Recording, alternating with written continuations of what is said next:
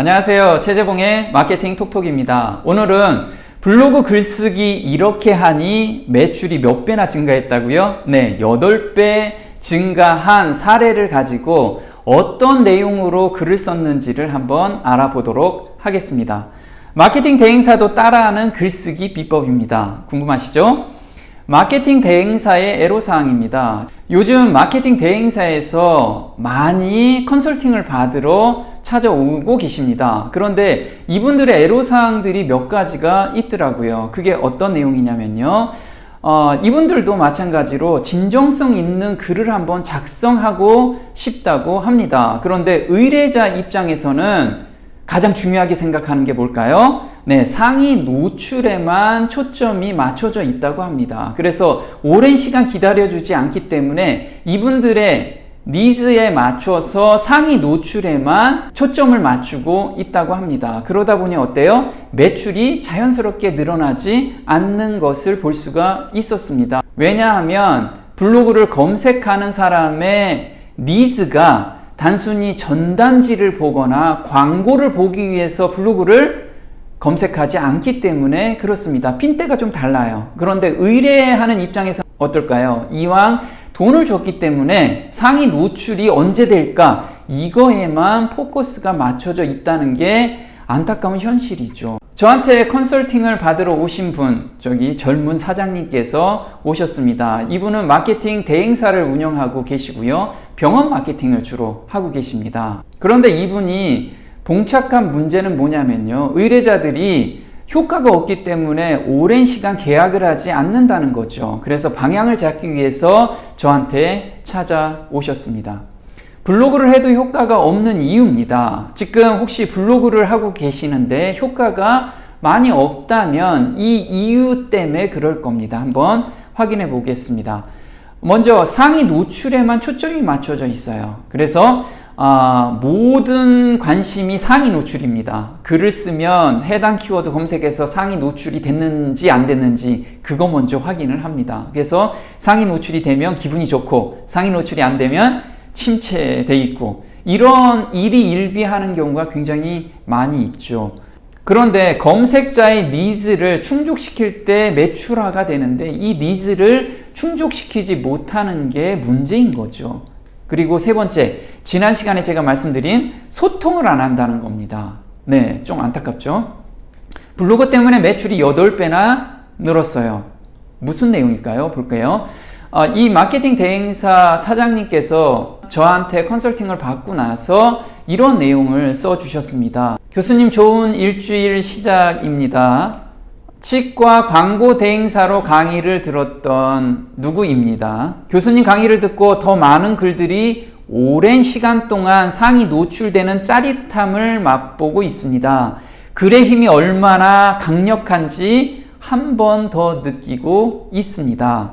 덕분에 월 500씩 받고 광고 대행을 맡기는 거래처도 생겨났습니다. 자, 이분한테 제가 어떤 내용을 주지시켰냐면요. 첫 번째, 글 상위 노출하는 방법에 대해서 알려주었고요. 두 번째, 설득시키는. 글을 가지고 사람들은 어떤 식으로 내 병원으로 유도시킬 수 있는지 그 설득시키는 방법을 알려드렸고요. 세 번째는 오래 머무르게 하는 방법을 알려드렸습니다. 자, 대부분의 마케팅 대행사에서는요, 상위 노출에만 초점을 맞추고 있다 보니까 글이 오래도록 머무르지가 않는 것이 현실입니다. 왜 그러냐면 포털에서는 좋은 글이 상위 노출되기를 원합니다. 그래야지만 사람들이 그 포털을 잘 사용하겠죠. 그래서 좋은 글의 개념은 두 가지입니다. 첫 번째, 사람들이 많이 클릭했느냐. 두 번째는 오래 머물렀느냐. 이 두 가지 요소가 충족이 되면 좋은 글로 해서 상위에 안착이 됩니다. 그런데 보통 마케팅 대행사는 어떨까요? 대부분이 광고 형태로 글을 작성하는 것이 대부분입니다. 그러다 보니까 상위 노출이 잠깐 됐다가 사람들이 오래 머무르지 않으니까 바로 뒤로 밀리는 현상이 발생이 됩니다. 그래서 이분한테는 사람들과 소통하고 오래 머무를 수 있는 글을 작성하는 방법을 알려준 결과 이렇게 오래 머무르게 되고 그걸 통해서 매출화가 되기 시작한 거죠. 조금 전에 글을 쓴 것은 교육받고 2주 후에 글을 쓴 거고요. 지금 이거는 3달이 지난 시점에서 글을 다시 올려주셨습니다. 교수님 안녕하세요. 블로그 컨설팅 2기 누구입니다. 광고 대행사로서 부족하지만 영업력 하나로 키워나가던 도중 막막했던 부분을 긁어주셔서 감사합니다. 알려주신 흐름에 맞춰서 글을 적으며 사업 또한 교수님을 뵐 때보다 몇 배 성장했다고요? 8배나 성장했습니다. 그러다 보니 지금은 새로운 꿈이 이제 생겨나기 시작한 거예요. 네, 굉장히 열심히 하셨지만 다른 마케팅 대행사하고 약간 차별화되게 블로그를 운영한 것이 이런 좋은 결과를 나타내게 된 거죠. 어떻게 글을 작성했을까요? 궁금하시죠? 첫 번째, 블로그로 유입되는 고객의 니즈를 파악하라고 했습니다.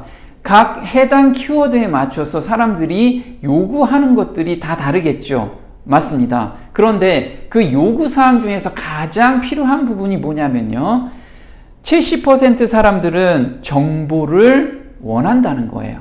그리고 나머지 30% 사람들은 기타 이야기를 원하는데 대부분은 어떤 형태로 글을 작성하냐면 내 상품 좋습니다. 그리고 여기 오려면 전화번호 공개. 이런 식으로 사람들이 원하지 않는 정보를 그렇게 많이 제공하기 때문에 지금 사람들이 머무르지도 않고 구매 문의도 오지 않는 것이 현실입니다. 그래서 이분은 정보성 위주로 글을 작성하기 시작합니다. 물론 정보를 제공할 때도 내 위주가 아니고 검색하는 사람의 입장에서 궁금해하는 것을 해결해 주기 시작한 거죠.